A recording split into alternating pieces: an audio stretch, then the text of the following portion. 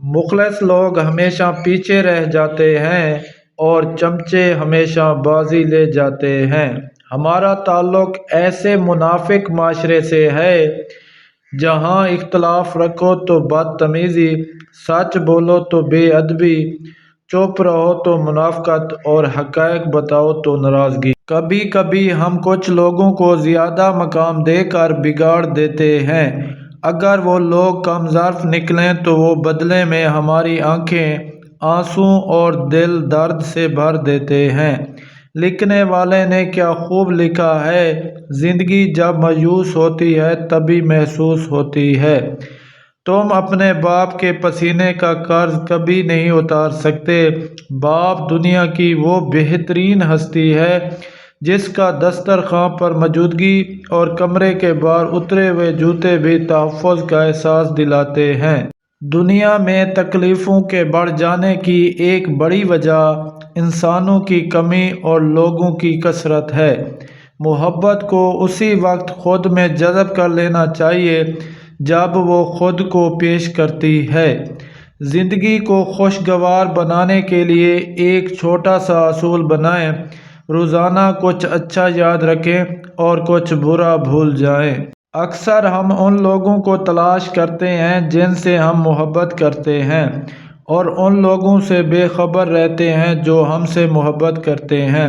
سب سے خوش قسمت چیز جو آپ کے ساتھ زندگی میں ہو سکتی ہے یہ ایک خوشگوار بچپن ہے۔ ایسے لوگوں پر اپنا وقت، جذبات اور احساسات ضائع نہ کریں جو آپ کے مستقبل کا حصہ نہ ہوں۔ خیالات کی جنگ میں کتاب اختیاروں کا کام کرتی ہے۔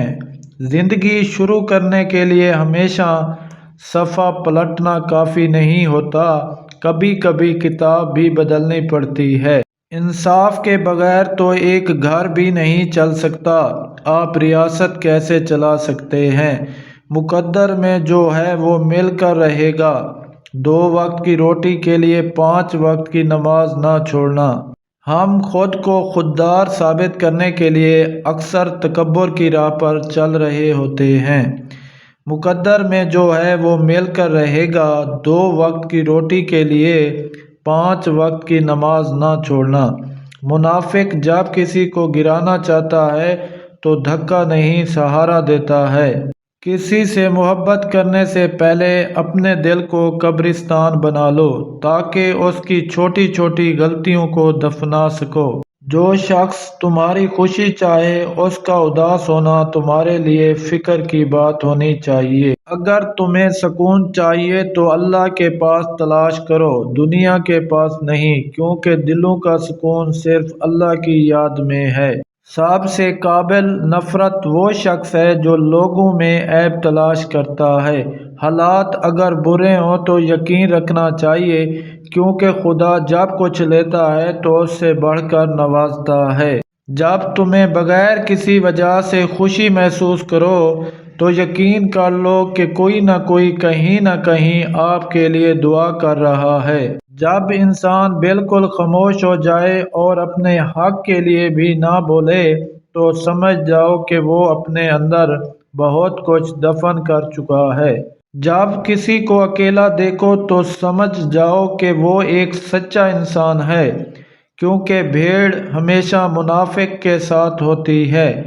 اچھا انسان وہ ہے جو کسی کا دیا ہوا دکھ اور درد تو بھول جائے مگر کسی کی دی ہوئی محبت کبھی نہ بھولے۔